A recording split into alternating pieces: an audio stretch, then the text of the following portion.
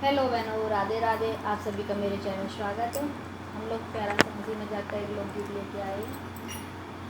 जब घर में चार भैया होते हैं ना, तो आपस में अगर बनना चाहे ना, वो आपस में प्रेम से रहना चाहें, तो घर की जो बहुएं नई नई आती हैं ना, वो बनने नहीं देती हैं। वो अपना अपना रूप दिखाती हैं। सास कभी भला चाहती है कि बहू बेटे के साथ मिल के रहे, है ना। आजकल ऐसी सासें बहुत ही कम है जो कलयुग की सासें कही जाती हैं। दौरानी जिठानी, हम आपस में कभी दौरानी जिठानी को अपना बहन नहीं मानते हैं। दौरानी जिठानी में कैसे वातावरण करते हैं, कैसे रखते हैं, अगर प्रेम से रहें तो ना रहने नहीं देते हैं। तो भैया भैया चाह जाते, तभी भैया भैया अलग हो जाते हैं। जब चार बहुएं आ जाती हैं ना, तो चार भाई फिर अलग अलग बट जाते हैं। तो इस तरह से बंटवारा हो जाता घर का। कभी वो रहना नहीं चाहती साथ में।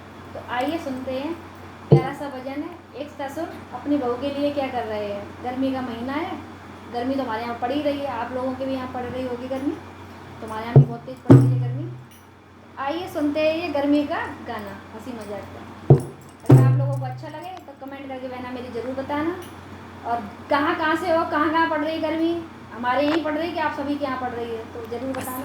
बोलो सासू मैया की जय हो।